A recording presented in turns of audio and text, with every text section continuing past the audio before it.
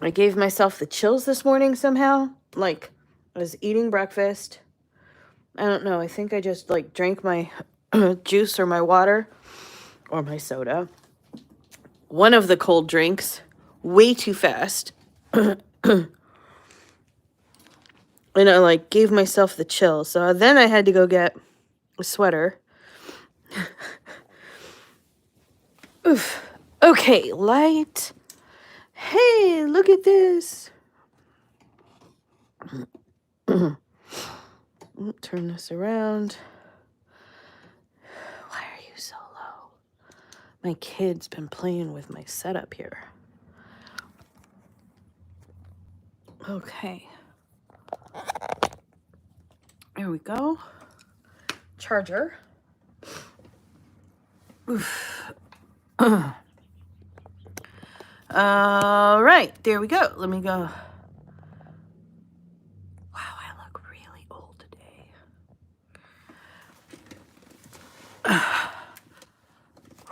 Okay. Share the link. There we go.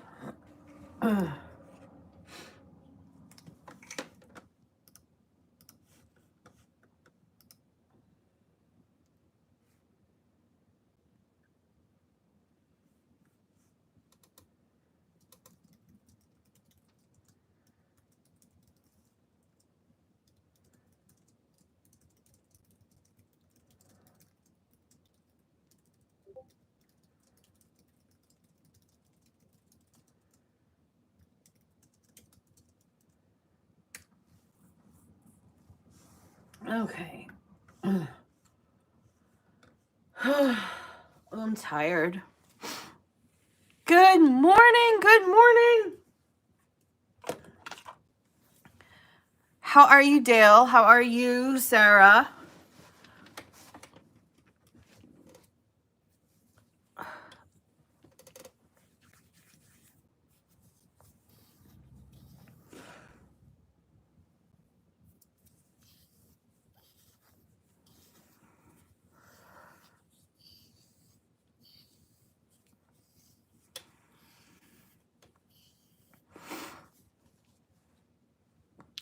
Missy, good morning. Hello, Jessica.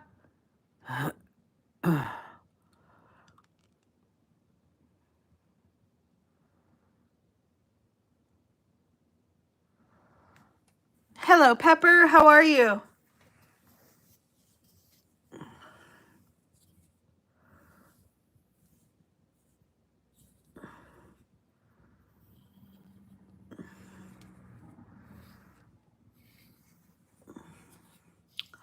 I don't know why people keep telling me to stop doing a side part. Because, like, if you had a cowlick like mine, it always looks like you have a side part, even if you don't have a side part.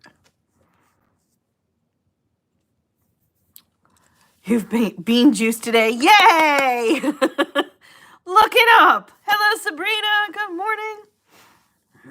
morning. Apparently learning that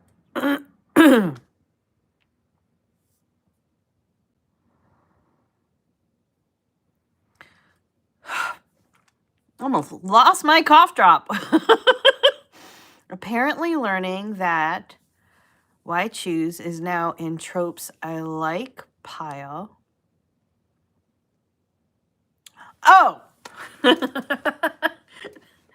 I gotcha. You gotta go buy a whole bunch of books, huh? You better start publishing.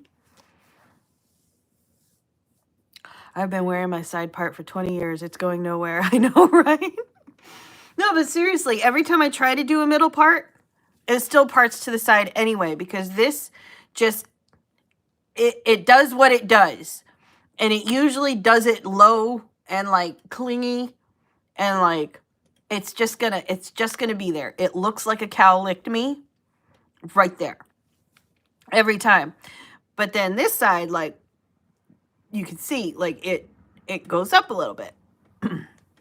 So even when I do a middle part, it still ends up looking all weird. I get a headache if I try to part my hair any other way. Oh, really?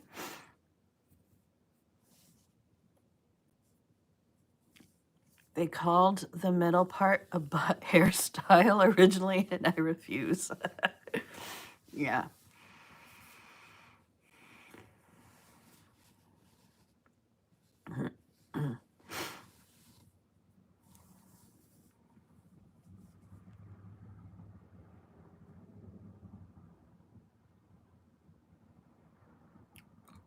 Your soul? Oh no, Alex. I'm glad your body is feeling better.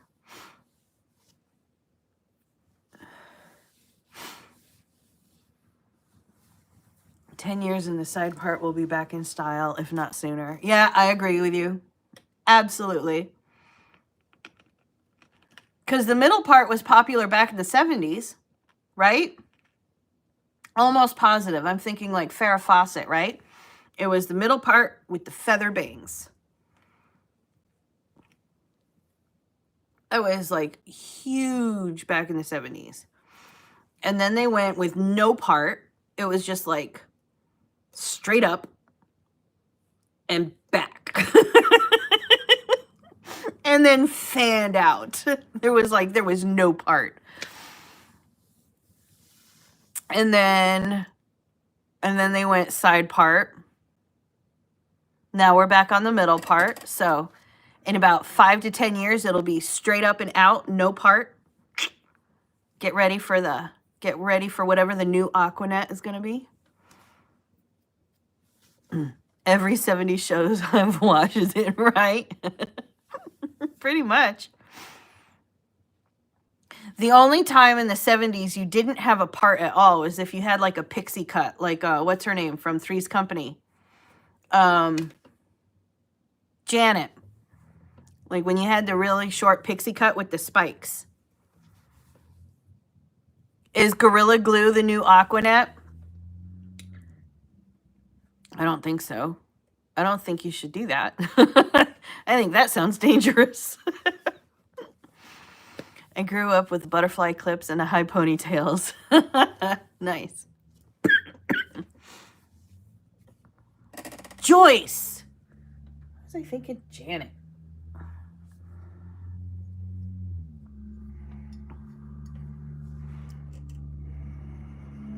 Tips to stop imposter syndrome from making you want to toss a whole book a second time. Okay, first of all, never, ever, ever, ever, ever, ever, ever, I don't care how much you hate it, never, ever, ever toss your book.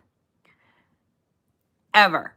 You can put it into a different drive, stick it in timeout somewhere where it can think about what it has done to you, but never just toss it, okay? Because even if you don't end up like finishing that book, even if you get to the point where you're like, no, that book is never going to see the light of day, there will always be a time when you want one of the scenes from there, or you're trying to write a similar scene to in there for a different book, and you want to go back to reread how you did it the first time or something. You'll always, like, you will regret it if you toss the book. So never ever, regardless of how much you hate it, do not toss it ever. Now, how to get over imposter syndrome. Okay, first, I don't like calling it imposter syndrome, so let's call it what it actually is, which is extreme self-doubt. Now, the reason I'm saying I don't like calling it imposter syndrome is because I know that a lot of people use that term, which is why I sometimes use that term as well, even though I don't like it, but we've talked about that. Use the terms that your audience is using. But I don't like it because that feels like victim blaming. And I found out a couple of years ago that it was actually problematic in the sense that that was, they use that to blame Black people for not making enough money.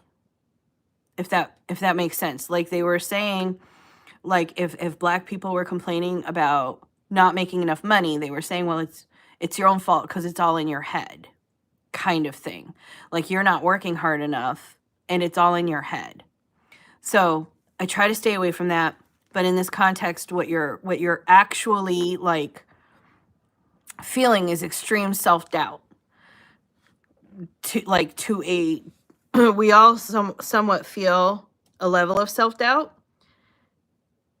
but like when you get to the point where you want to call it imposter syndrome based on that phenomenon, that even in the face of proof that you could do it, you still just hate everything that you produce. And you feel like, well, I'm never going to be a writer. I'm not writer enough to be a writer. I'm not good enough at grammar to do this. I am a fraud. Who do I think I'm kidding? Type of thing, right? It is a true phenomenon that as you become more self-aware, you start realizing what your limitations are. And as you try to push yourself outside of those limitations, you feel like you're a fraud. And like at any moment, people are going to call you out for it. And we all suffer from it. The more self-aware you are, the more I think you suffer from it, because you feel like a failure in and of yourself. And so you're just waiting for someone else to call you out for being the failure that you certainly are, right? Oh, hello. Okay, let me adjust my lap. Ugh. Okay, floof. This floof. Gray floof. Okay, so all that said, that was a great big old like lead up and not an answer yet, right? I know. I'm sorry. I'm long-winded today. So could you put your butt down? Could you your paws are so cute, but man, when you got all your weight on them, thank you. The cure for extreme self-doubt is action.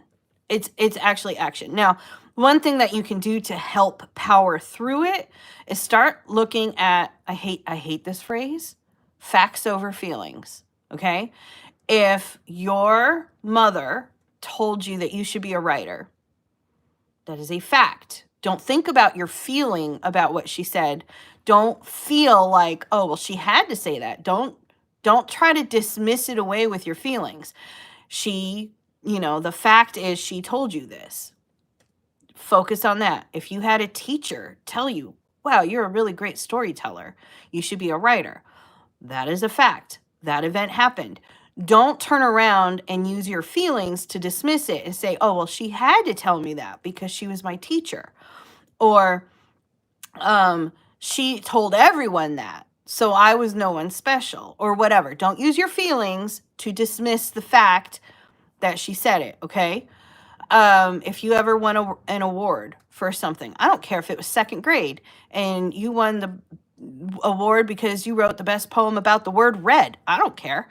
If you won the award, look at it and go, that's a fact. I won that award, right? And don't use your feelings and like, oh, but you, do not use the feelings to dismiss the facts, okay? Because when your feelings are shrouded in self-doubt, you will find any excuse to not accept any kind of praise at all. And the only thing you can really use to help combat that self-doubt is the praise. So take the praise, even if you think it's empty, even if you think it wasn't deserved, even if you think that they had to tell you. And let me tell you something too about your mom who told you were a good writer that you don't believe. She didn't have to tell you.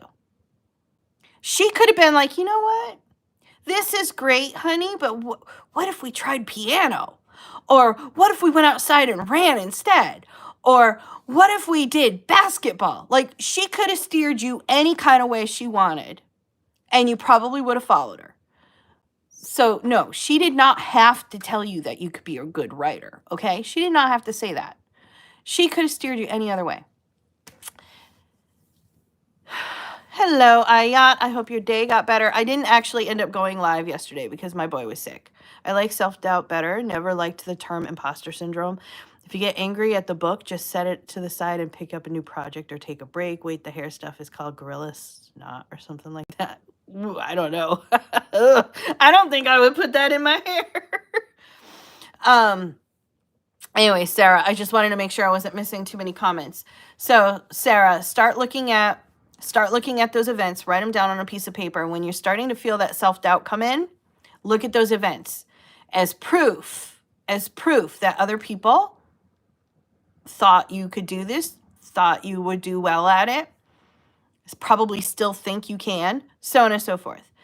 And you don't just have to use examples of other people, but you can use examples of yourself. Like, think about the time that you wrote a chapter and you loved it. And you were like, oh my God, this is awesome. Think about a time that you developed a character and you loved that character and how well you did it. Or a setting or a scene, or what, all your favorite parts about writing, think about how good you did it, okay? So that's the first thing. So you use those thoughts to help power through. Then you start writing, because the cure for that self-doubt is to do the thing, right? If you don't think you can finish a 100-yard dash because you're feeling self-doubt and you don't believe in yourself, the way to cure that is to go do the 100-yard dash, right? Even if you don't do it the fastest or whatever, to actually be able to finish it, that's the cure. That's the, look, I can do this, right? So finish the book, basically. If you don't think you can do it, finish the chapter, finish the book, finish creating that character, so on and so forth. You can't break your book as long as you're working on your book. You can always get editors to help you with everything else after the fact. So finish the book, and that in and of itself, I mean, I would say that'll be proof that you never have to go through this again. But the truth is we go through it almost every book. The only person I'm not sure of in that regard is Alex, honestly. I don't know if she ever feels self-doubt. But everyone else does. I just don't know if Alex does. My mom was quite blunt to the point it hurt sometimes growing up, but she did praise my writing and said I should be a writer. You just said made me think she genuinely believes that. Thank you. You're very welcome. She probably does. Like 99.998% positive that anyone who has told you that you did a good job writing and that you should be a writer genuinely, deep down in their heart, believed it and could have said something else. Like they weren't locked in. They weren't obligated. They weren't going to drop, they weren't going to get struck by lightning if they told you something else. They absolutely told you the truth. You do? Really?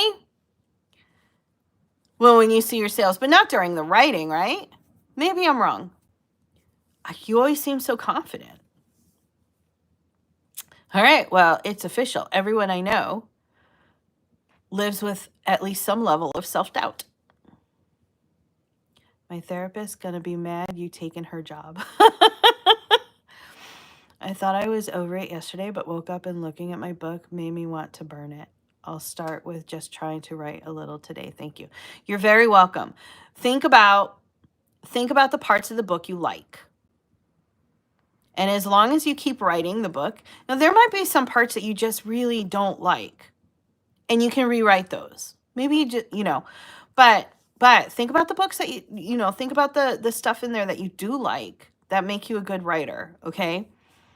And you can always fix it after. And I was going to say something else. What was I going to say?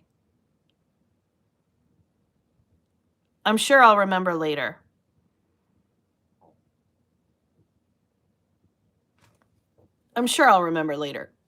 Like, it flew through my head. Like, don't forget to say this. But I was talking at the time and I didn't want to interrupt myself with the new idea. My creative writing teacher said I had the brain for it, just needed to hire an editor. Well, okay, perfect.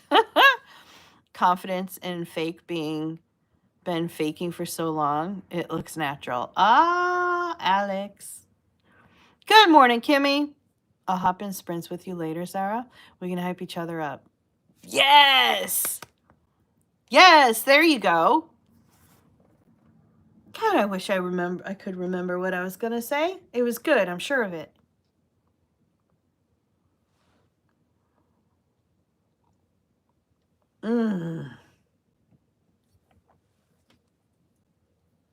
Oh, I remember what I was going to say. A lot of times, Sarah, you're still pretty new to writing, right? I mean, not writing in general, but writing books. It was the fact I asked for so much help because I have issues with too many options paralyzing me a little bit. So now my brain is on a stupid IG.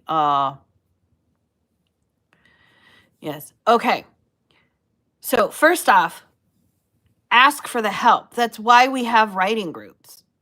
That's why we have the chats like Unf Your Story. That's why we have them. That's why we do the Sunday Hangouts. That's why we have them. That's why there's a whole channel on the Discord specifically to ask for questions and help, so that those questions don't get buried in the general chat or in the sprints chat, so that they can stay kind of on top, so that someone definitely sees them and can answer you. That's why we have it, so that you have a safe place to ask your questions. Do not feel bad for using the tools.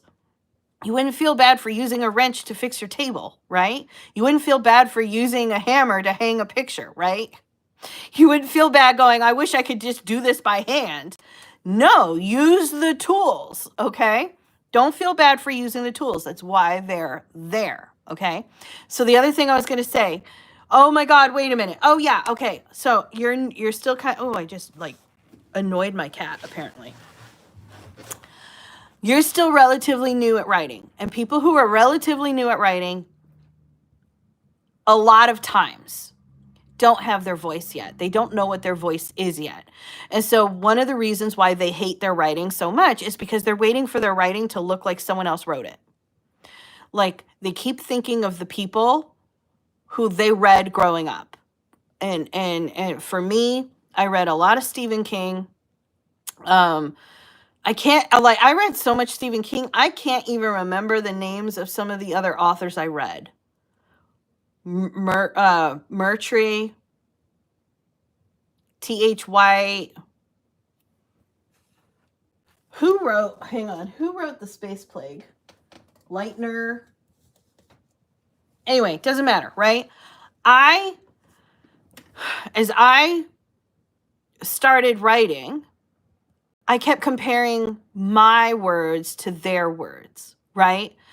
And you're probably maybe not as consciously, but probably doing a lot of the same things. You're looking at your words that you're writing and you're thinking along the lines of, this would never fly. This doesn't sound as good, as professional, as prose-worthy, as movie-esque as these other writers have always been able to do that I grew up with, right? So you're waiting for your writing to look like a more writerly writer wrote it, or you're waiting for your writing to look like someone who is a better writer wrote it, because you still feel new, you still feel like an amateur. So when you're reading your writing, you read it and you think that that's what an amateur's writing looks like, okay?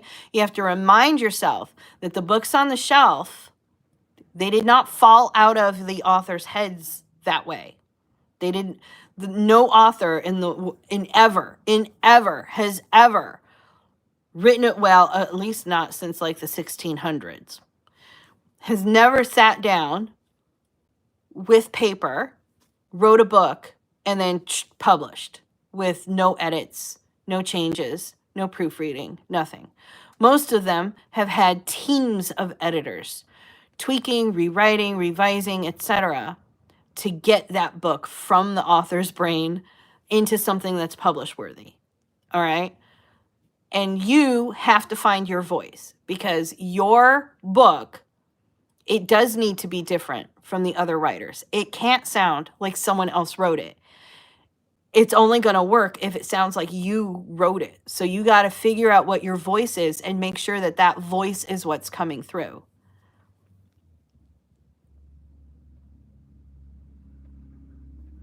Assistant to the Villain, can't stomach Stephen King.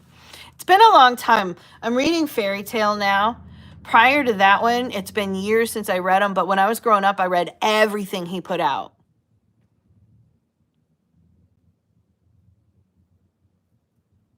I think that is my issue. I look at my book and I see me. But see, you should be seeing you.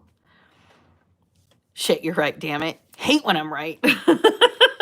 What is the difference between plot-driven and character-driven? Is one better than the other? My personal take is to find a balance. Personally. So character driven is when the characters have okay, so character driven is when characters have an effect on the plot. Plot driven is when the plot is the plot and the characters are reacting to everything that's happening. So, I don't know if y'all watch Big Bang Theory or not, but just as an example, Indiana Jones and Raiders of the Lost Ark. Okay? That one is plot driven. The plot was the plot. Indy had zero effect on the plot at all. None.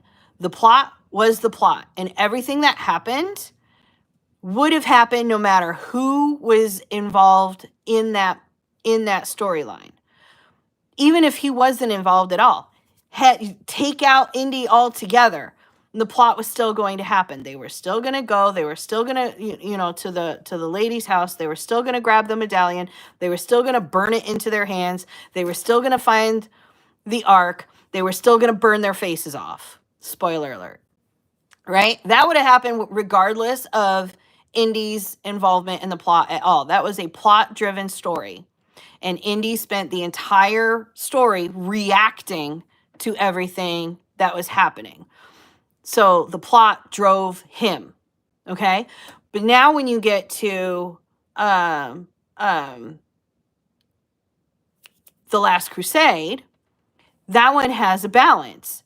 There's parts where Indy is reacting to the plot, and then there are parts where Indy is actually affecting the plot. That's personally my favorite, not just within that trilogy, but actually it's not even a trilogy anymore. I keep forgetting about the Crystal Skull. I know, I'm sorry. Anyway, that's my favorite amongst storytelling, is when the plot has an effect on the characters. The characters have to react to what's happening, but also the characters have an effect on the plot, and that things can still happen and they can actually change things. I prefer a balance, but yeah, I don't think one is actually better than the other. It's just a matter of preference. Henry Sr. I just loved him. You were named after the dog? That wasn't Henry Sr. That's just my favorite line from the movie.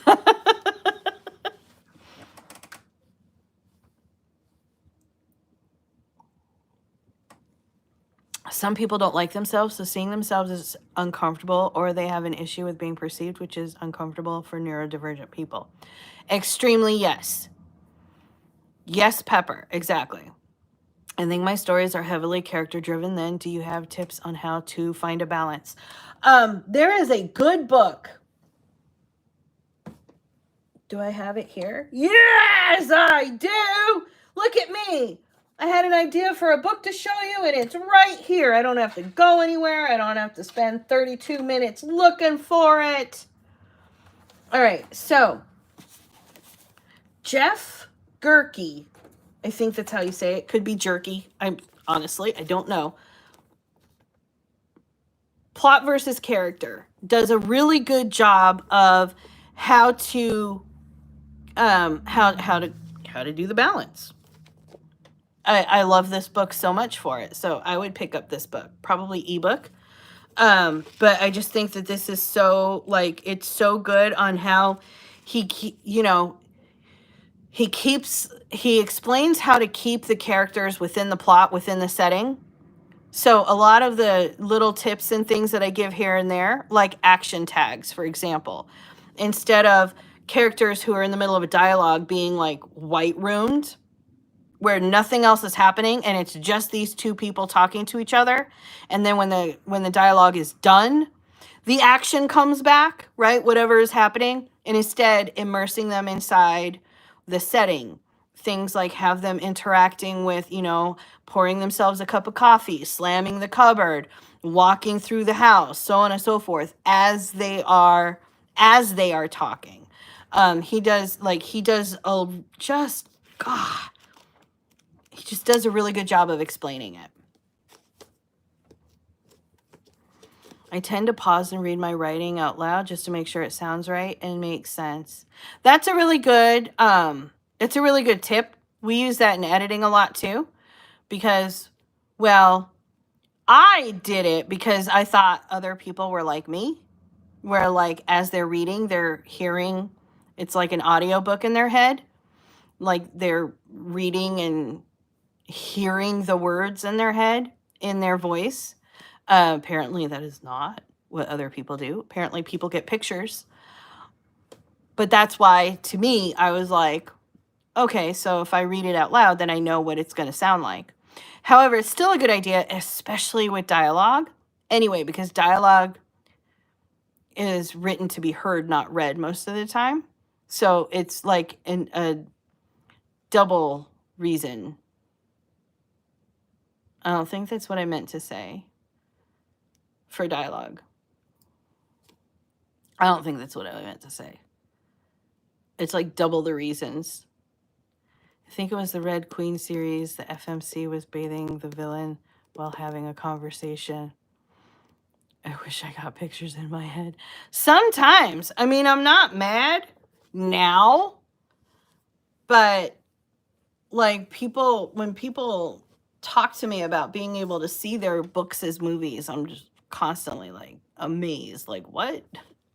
No. They're like, don't you just watch it like a movie? No.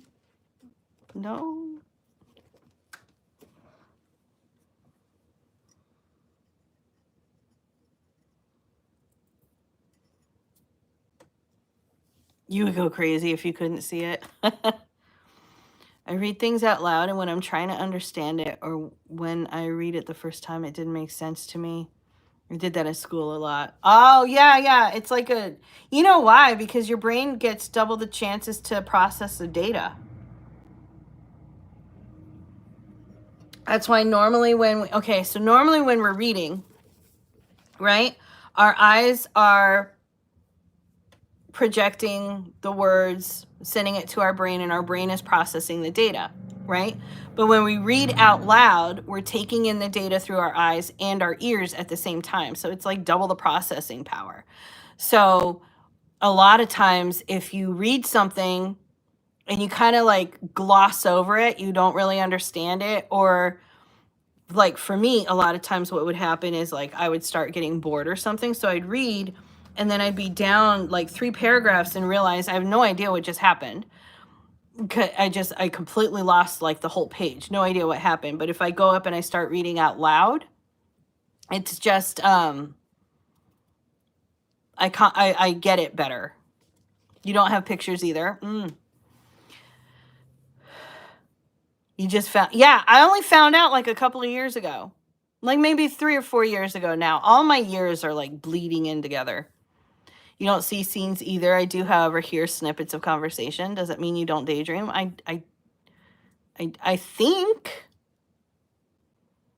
like when like my daydreams end up being almost like audiobooks, kind of. Like I start thinking, imagine what would happen if, and blah, and yada yada yada, but it's like words that I am listening to, not pictures that I'm seeing.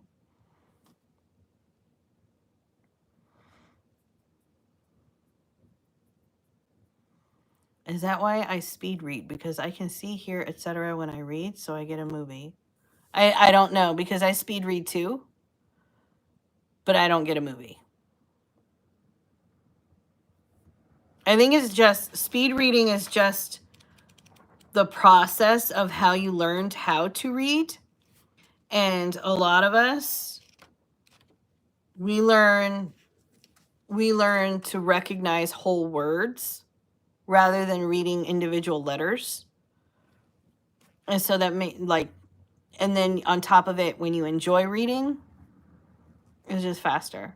I just found out last year, not everyone got pictures when they read, and some people don't have a narrator voice either. In order for me to daydream, I have to draw it out. Wow. If I could draw, maybe. You learned with Hooked on Phonics? So I see a movie while I daydream, but you read a book. Kind of, yeah. I read an audiobook.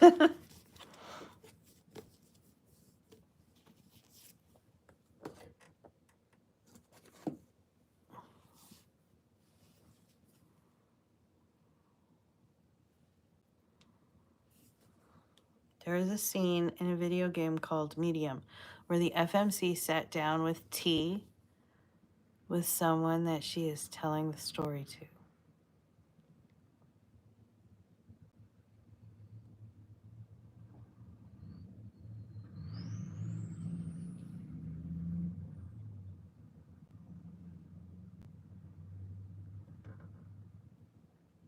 That's what I see when I write. You see someone sit down with T and tell you the story?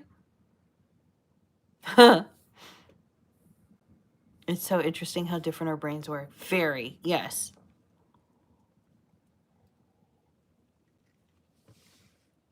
Huh.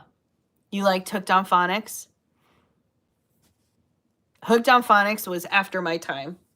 I remember all the commercials for it, though.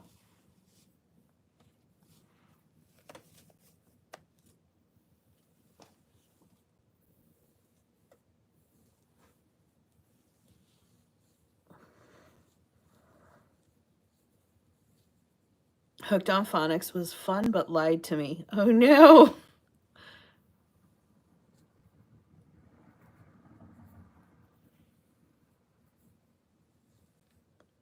I need to redo my hair. It's growing out so much that when I put it back, you almost can't see the pink anymore.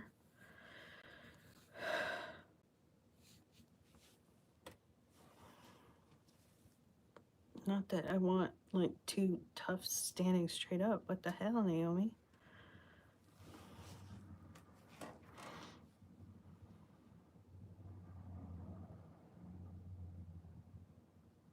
It did not want me about silent, invisible letters.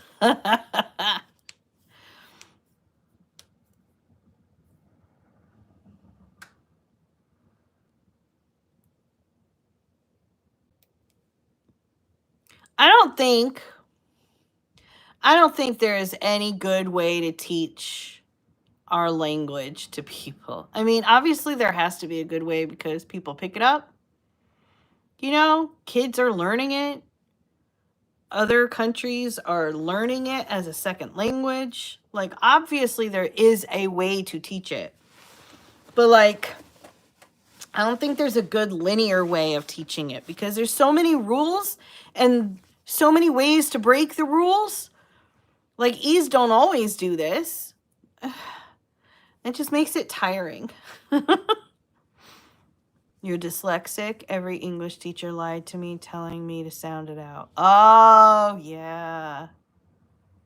I am glad that now that there's so much screens, I know a lot of people like rail against screen time and stuff, but I am glad that with the advent of screens came fonts that actually help people with dyslexia to, like, be able to read through the dyslexia rather than the dyslexia stopping them and or slowing them down.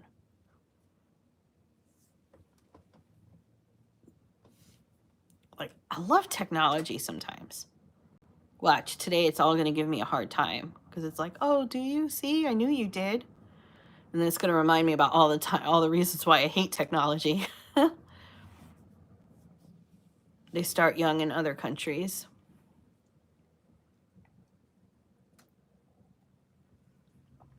Blue paper helps? I didn't know that. How does blue paper help?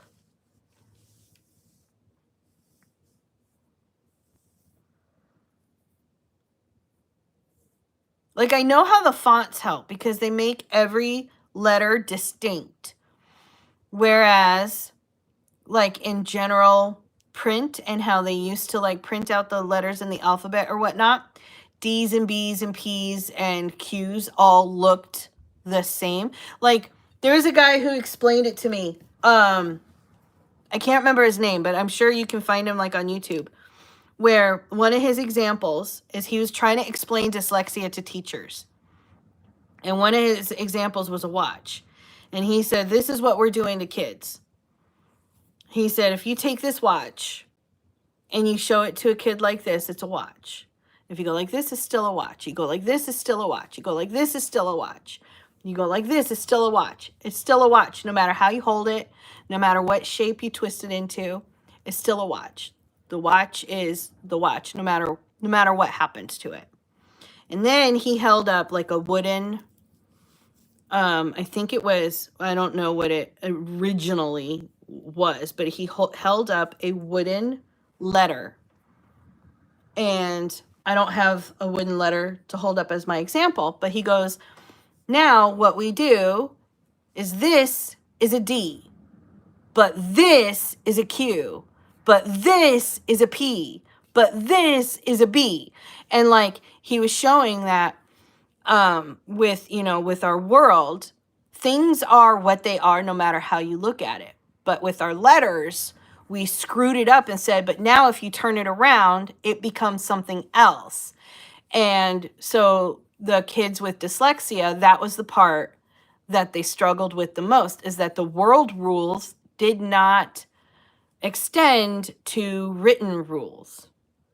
That's how he explained it to me. Anyway, I thought it was fascinating.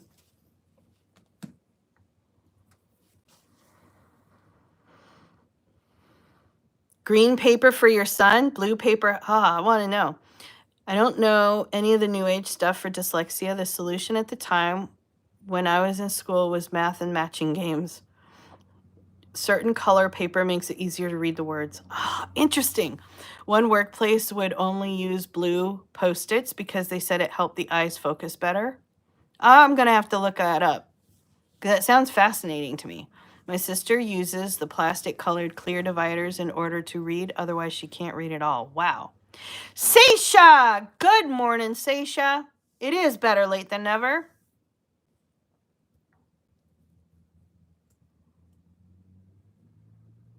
Too much blue can be bad for eyesight long term. I have to use purple or pink when I'm struggling. I think it probably depends on the contrast of what, like, as far as of what is going on the paper. Like, I don't think blue itself is damaging-ish. I could be wrong. I don't know. I'm not a doctor. But I imagine that, like, pink, when you have, like, blue ink on pink paper, there's more of a contrast there to make it easier to read versus blue on blue. You know what I mean?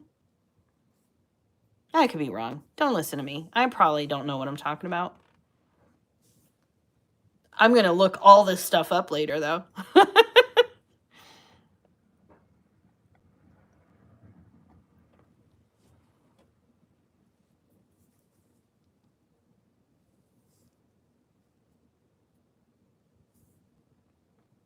Took Yuki on a field trip. I posted a video. Her tail is everything. Oh, yay, Yuki.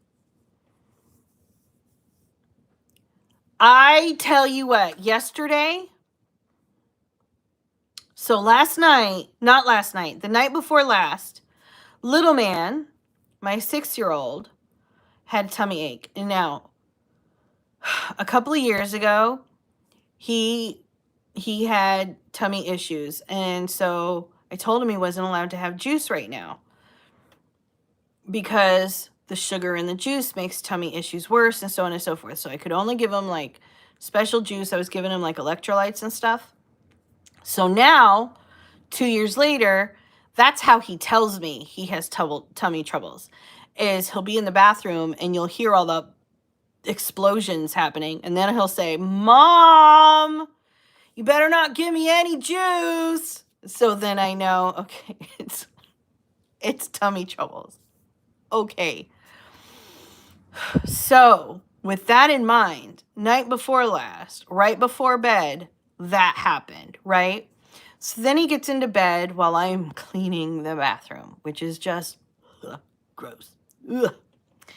And then I go to bed, and then I hear it coming from his bedroom. Oh, no. Mom, I still can't have any juice. And then he comes into my room, and he's crying, and he's upset because the pew-pews, that is what we call it when it's coming out of both ends, is we call it pew-pew. So he says the pew-pews are keeping him up all night, and he can't sleep anywhere.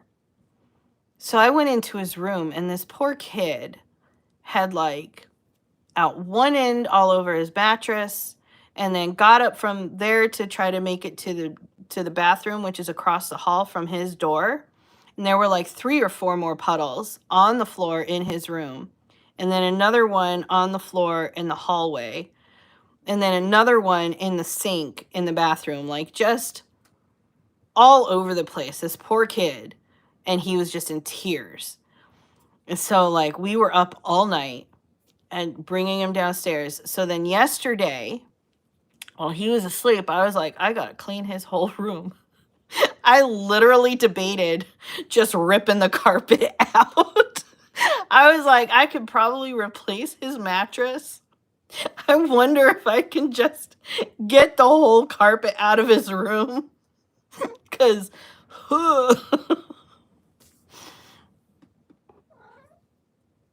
better not give me any juice. Yeah.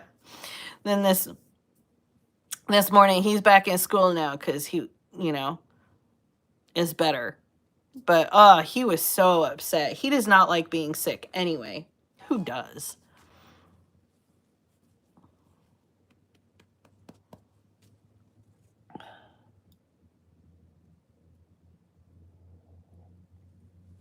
Probably would have changed the carpet.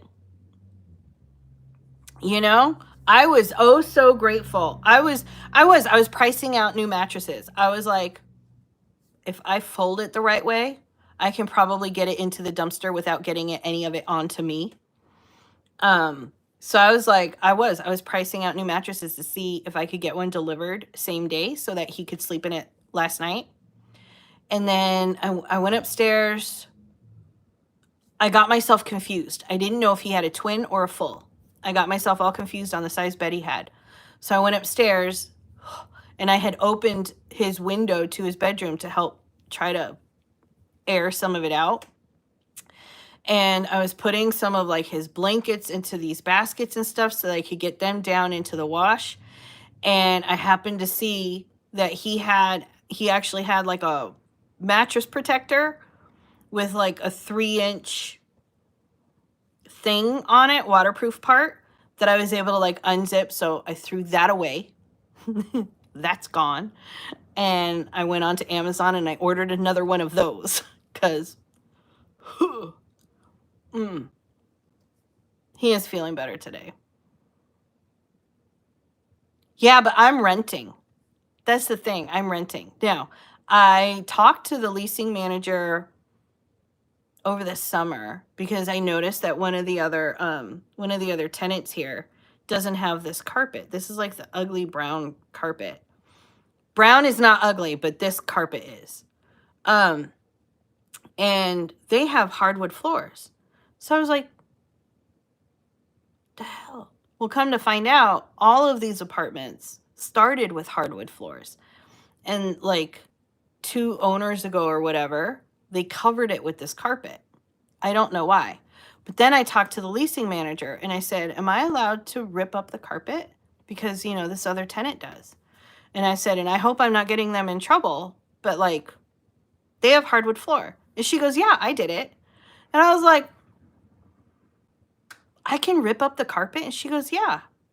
And she goes, actually, if like, you can do it whenever you want, as long as it's not damaged when you move out.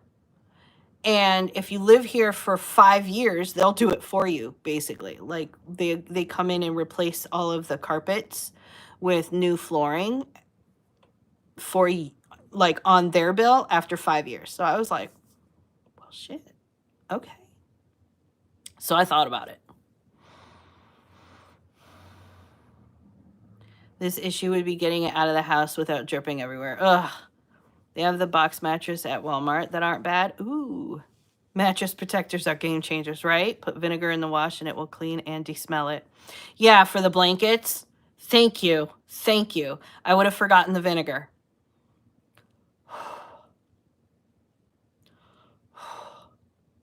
The smell is out of his room. It took me all day yesterday. Like by the end of the day, I was just in so much pain just from like being there scrubbing the floor and stuff.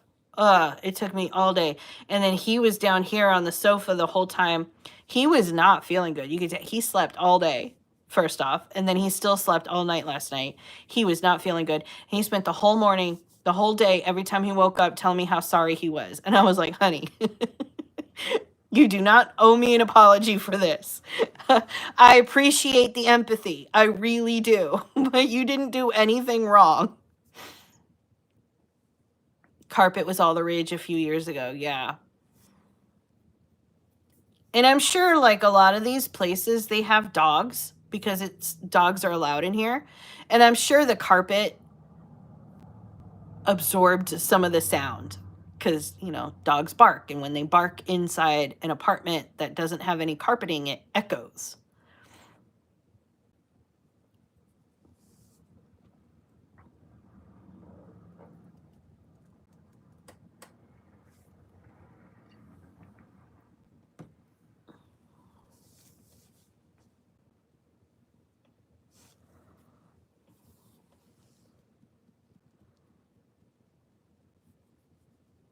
You know what it is? This is the kind of carpet.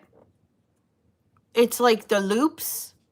Do you know what I'm talking about? It's like the different color loops. There's like the reds and browns and beige and whatever, but they're little loops. And so they catch everything.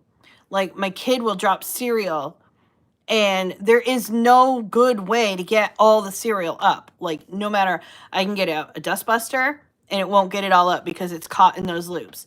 I can get a broom and start like sweeping it and it's still, some of it's caught in those loops. I can get the big vacuum cleaner and go over it a bunch of times and it's still stuck in some of those loops. Like I have to like get on my hands and knees and like brush it out. That's why I hate this carpet.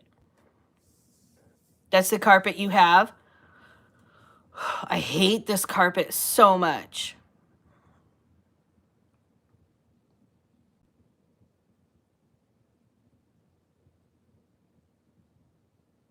Hate carpet. I have dogs. Oh, I'm sure because if the dogs have an accident, it's seeping right down.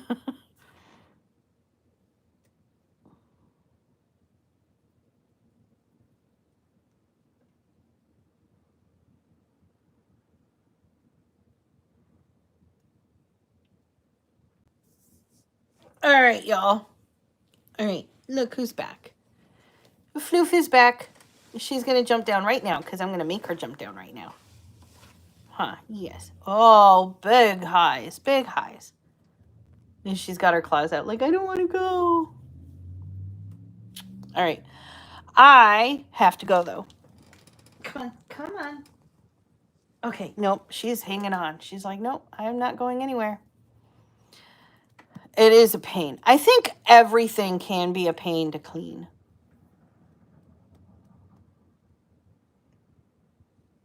Depends on who's making the mess. But man, if you got kids, it's just game over. All right. All right, come on. I got to say my goodbyes and you got to go. Come on. Good girl. All right, y'all.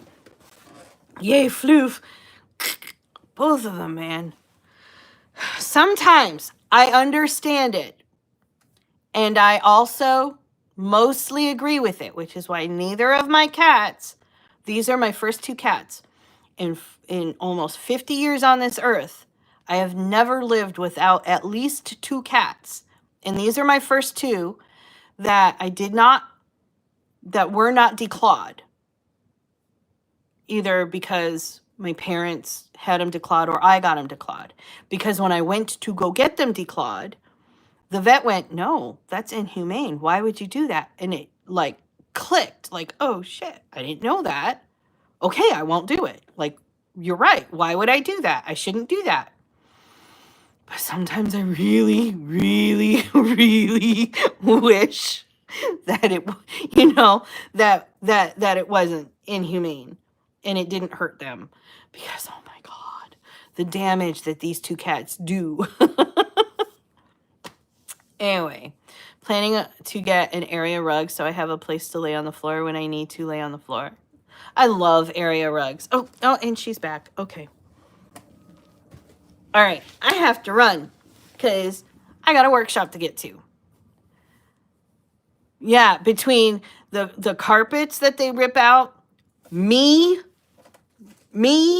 for those of you who were here Monday, my kids, sometimes, like, Christopher will just be sitting watching TV or something, and the cats will get the zoomies, and they'll run over his feet, and they'll get him. Like, he's got these, like, deep gashes in his feet from where the cats just zoomed right over him. And then he's crying because he doesn't know what he did wrong. Furniture, like, oof. But I get it. I'm not saying that we should go back to declawing animals. I get it. It did not click until someone said it to me. But I get it. I just, man, sometimes I wish, Anyway, y'all, thank you so much for hanging out with me this morning. I feel my apartment is like a cat jungle gym, right? Have fun at the workshop. I will. All right, y'all. Thank you so much for hanging out with me this morning. I hope you have an amazing day. Go get all the words written, and I will see you tomorrow morning, okay? Bye.